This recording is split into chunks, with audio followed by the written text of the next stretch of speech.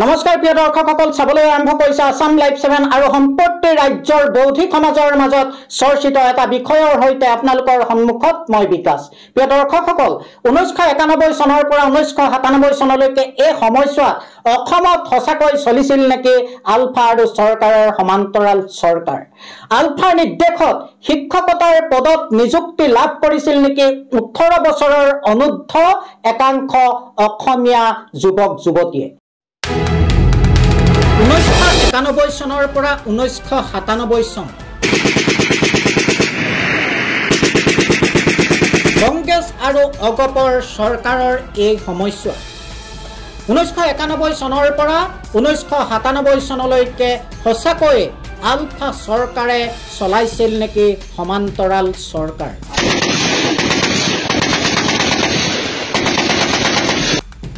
আলফাৰ নিৰ্দেশত শিক্ষকতাৰ পদত নিযুক্ত হৈছিল নেকি 18 বছৰৰ অনূৰ্ধ্ব একাংশ অসমীয়া যুৱক যুৱতী?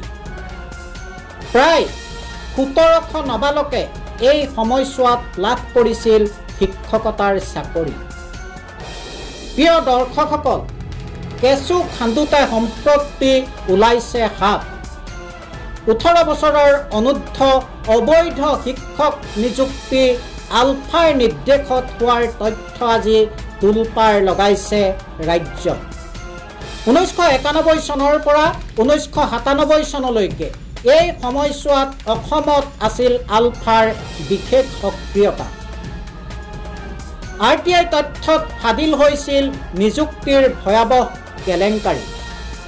আমগুৰি নৱনিৰ্মাণ সমিতিৰ সভাপতি দিগন্ত শইকীয়াৰ ভাষ্য অনুসৰি আসামী পক্ষৰ অধিবক্তাই সোধা প্ৰশ্নত প্ৰকাশ পালে এই ভয়াৱহ তথ্য। NIAৰ দ্বাৰা সমগ্ৰ কেলেংকাৰীৰ তদন্ত দাবী জনাইছে দিগন্ত শইকীয়াই। কংগ্ৰেছ আৰু অগপ চৰকাৰৰ দিনত হোৱা এই নিযুক্তিত আলফাৰ হাত আছিল নেকি তাক লৈ এতিয়া বহুল চৰ্চা সচেতন জনতাৰ মাজত।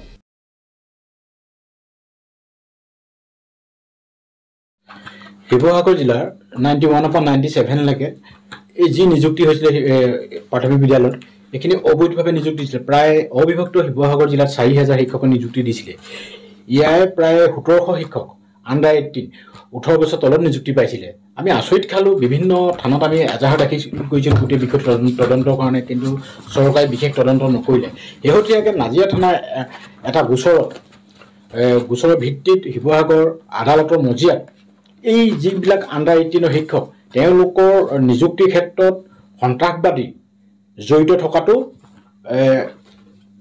আদালতৰ মজিয়াত প্ৰকাশ পাইছে। কাৰণ আসামী পক্ষৰ অধিবক্তাই স্বীকাৰ কৰিছে যে মোক এই কথাটো সুধিছে যে আণ্ডাৰ 18 যি 18 বছৰ তলত যিসকল নিযুক্তি পাইছিলে তেতিয়া সন্ত্ৰাসবাদীৰ ৰেহাই দিবলৈ কৈছিলে। মোক সুধিছে যে আপুনি গম পায়নে? তেতিয়া মই স্পষ্টকৈ কৈছে সন্ত্ৰাসবাদী যেন নিযুক্তি, গণতান্ত্ৰিক চৰকাৰ থাকিলে যেন সন্ত্ৰাসবাদীয়ে যেন নিযুক্তি দিব পাৰে এই সংঘাতত মই নাজানো, মই অৱগত নহয় বুলি ক'লোঁ। কিন্তু এইখন হৈছে চাৰ্টিফাই কপি। এই চাৰ্টিফাই কপিত স্পষ্টকৈ উল্লেখ পাইছে যে সন্ত্ৰাসবাদীৰ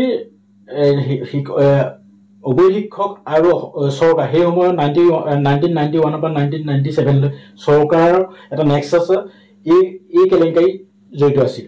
আৰু চাওক, যিটো বিষয় এতিয়া আহি পৰিছে কেলেংকাৰীটো মই বাদ দিলোঁ, দেশৰ নিৰাপত্তাৰ কথা আহি পৰিছে। কোনোবাই 18 বছৰ তলত নিযুক্তি পাইছে বা কাৰোবাৰ ইণ্টাৰভিউ নাই, কাৰোবাৰ টকা ৰাজনৈতিক নেতাৰ বলত চাকৰি পাইছে, কাৰোবাৰ টকাৰ বিনিময়ত চাকৰি পাইছিলে, মই সেই কথাটো কোৱাই নাই। সেইটো অনিয়ম বা সেইটো এটা ক্ৰাইম। কিন্তু তাতকৈ আচৰিত কথা, দেশৰ নিৰাপত্তাৰ প্ৰতি ভাবুকি আহিছে এতিয়া সেইকাৰণে যেতিয়া দেশৰ নিৰাপত্তাৰ কথা আহি পৰিছে, আমি বিষয়টো NIA তদন্ত দাবী জনাইছোঁ। NIA তদন্ত কৰক। য'ত অসম চৰকাৰ সেই সময়ত আছিলে জড়িত, য'ত অবৈধ শিক্ষক আছিলে আৰু য'ত সন্ত্ৰাসবাদী জড়িত আছিলে গোটেই কেলেংকাৰীটোত, সেইকাৰণে NIA তদন্ত দাবী কৰিছোঁ। আৰু NIA তদন্ত দাবী হ'লেহে প্ৰকৃত এই ভুৱা শিক্ষকখিনি চাকৰি পাই বৰ্খাস্ত হ'ব আৰু এইসকল জেললৈ যাব। কাৰণ ৰাষ্ট্ৰ বিৰোধী শক্তিৰ লগত জড়িত হৈ এওঁলোকে নিযুক্তি পাইছিলে। এইটো আদালতৰ মজিয়াত এই চাৰ্টিফাই কপিত স্পষ্টকৈ প্ৰকাশ পাইছে। এইটো মই কোৱা নহয়, এই কথাটো কৈছে আসামী পক্ষৰ অধিবক্তাই স্বীকাৰ কৰিছে। এইটো মই গোচৰীয়া আছিলোঁ, কিন্তু এইটো মই বোলে দাবী কৰিছোঁ কিবা কৈছোঁ এইটো নহয়। তেওঁলোকে স্বীকাৰ কৰিছে আদালতত যে সন্ত্ৰাসবাদীৰ ছত্ৰছায়াত বা সন্ত্ৰাসবাদী প্ৰভাৱত আণ্ডাৰ 18 18 বছৰ তলত শিক্ষকসকলে নিযুক্তি পাইছিলে এই চাৰ্টিফাই কপিয়ে গোটেই লিংকটো স্পষ্টকৈ প্ৰকাশ পাইছে। এইটো আপুনি আপোনাৰ সন্তানক কোনখন শিক্ষানুষ্ঠানত নামভৰ্তি কৰিব সেই বিষয়ে হয়তো পৰিকল্পনা কৰি আছে। এখন উন্নত পৰ্যায়ৰ শিক্ষানুষ্ঠানত নামভৰ্তি কৰিবৰ বাবে আপুনি শিৱসাগৰ জিলাৰ বৃহত্তৰ আমগুৰি অঞ্চলৰ উচ্চ শিক্ষাৰ অনুষ্ঠান আমগুৰি মহাবিদ্যালয়খনক নিৰ্বাচন কৰিব পাৰে। এই মহাবিদ্যালয়খনে উচ্চতৰ মাধ্যমিক চূড়ান্ত পৰীক্ষাত অসমৰ ভিতৰত সপ্তম আৰু দ্বিতীয় স্থান দখল কৰি দুবাৰকৈ অঞ্চলটোলৈ গৌৰৱ কঢ়িয়াই আনিবলৈ সক্ষম হোৱাৰ লগতে স্নাতক আৰু স্নাতকোত্তৰ পৰীক্ষাতো প্ৰথম শ্ৰেণীৰ প্ৰথম স্থান আৰু সোণৰ পদক লাভ কৰিবলৈ সক্ষম হৈছে।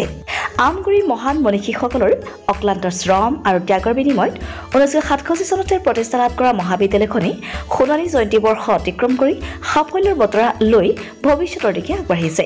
পঢ়া শুনাৰ ক্ষেত্ৰত কিছু পৰিমাণে দুৰ্বল ছাত্ৰ ছাত্ৰীৰ বাবে বিশেষ শ্ৰেণীৰ ব্যৱস্থা তথা বৃত্তিমুখী পাঠ্যক্ৰমৰ অন্তৰ্ভুক্তি, ল'ৰা আৰু ছোৱালীক পৃথক পৃথক NCCৰ সুবিধা মহাবিদ্যালয়খনৰ ইতিবাচক দিশ।